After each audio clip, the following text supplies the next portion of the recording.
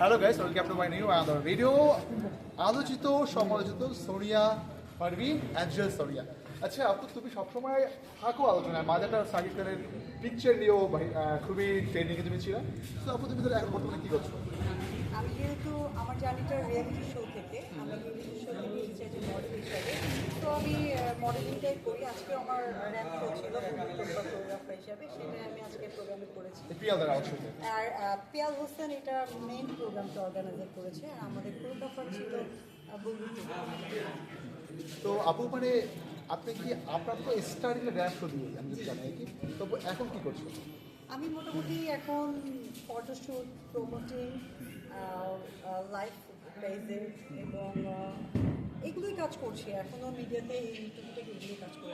ফিউচারে কি আপু নায়িকা হওয়ার ইচ্ছা আছে? না, আমার নায়িকা হওয়ার ইচ্ছা না। আমার খুব শখ ছিল র্যাম্প শো করা, এবং সবারই অনেক স্বপ্নের কোরিওগ্রাফার থাকে, ড্রেস ডিজাইনার থাকে, সেগুলো আমার হয়েছে আলহামদুলিল্লাহ। আচ্ছা আপু, আজকে লভ কানেক্ট আসলেন। অনেক দিন আগে একটা ট্রেন্ডিং ছিল যে বাঙালির সব থেকে সুন্দর পুরুষ একদম খান, আবার সাকিব খান আছেন।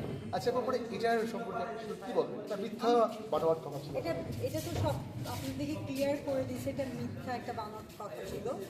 তারপরে একটা যে বিষয় ছিল, দুইটা সেক্টর কিন্তু আলাদা। হ্যাঁ, অনেকে বুঝে নাই, গজমিল করে ফেলে। শাকিব খান যে ইন্ডাস্ট্রির সুদর্শন নায়ক বলে সেটা, আর অ্যাডম খান হলো কোরিওগ্রাফার, ডিজাইনার, এবং সে বিভিন্ন প্রোগ্রাম অর্গানাইজ করে। দুইটা সেক্টর আলাদা। আচ্ছা আপু, আমি আপনাকে বেশি কোশ্চেন করবো না। যে আজকে দেখছিলাম অনেক সাংবাদিক ভাইয়ারা আপনাকে,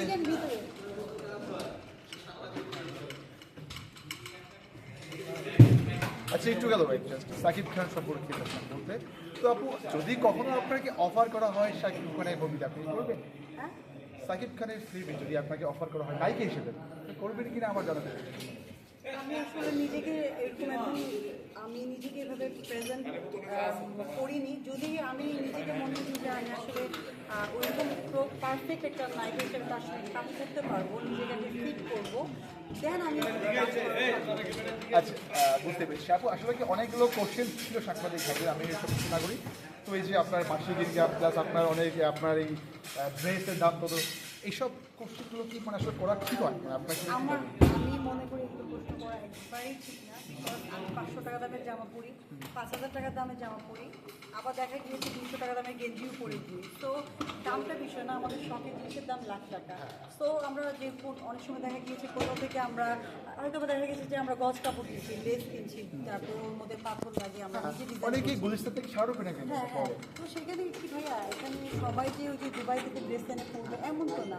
আমরা মিক্সড ড্রেস পরি, যেমন আপনি হয়তো দেখা গেছে যে আজকে একটা ড্রেস পরছে, কালকে হয়তো একটা ক্যাজুয়াল ড্রেস পরছে। তো আসলে এই দামগুলো বলাটা আমি মনে করি জাস্ট একটা বাজে বিষয়। আমি এটা বলতেও চাই না, অনেকে জিজ্ঞাসা করে, আমি অনেক কথা কি আর বলবো। আচ্ছা, আসলে আমারও টাইম নেই, আমারও গাড়ি ওয়েট করতেছে। বা আপু, তাহলে thank you so much. Okay.